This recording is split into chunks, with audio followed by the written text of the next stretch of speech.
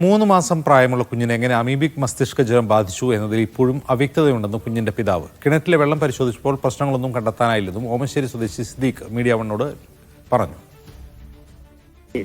എനിക്ക് ഇപ്പോഴും അവ്യക്തത ഉണ്ട് മോൻ എങ്ങനെ വന്നുള്ളതില്.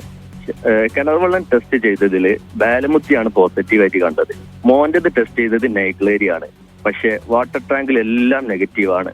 അപ്പൊ ഇത്രയും ചെറിയൊരു കുഞ്ഞിന് എങ്ങനെ വന്നു എന്നുള്ളതിൽ ഇപ്പോഴും എനിക്ക് അവ്യക്തത ഉണ്ട്.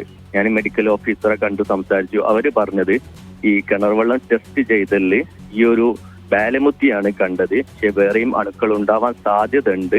ആ ഒരു 500 മില്ലി 100 മില്ലിറ്റാണ് ടെസ്റ്റ് ചെയ്യുക.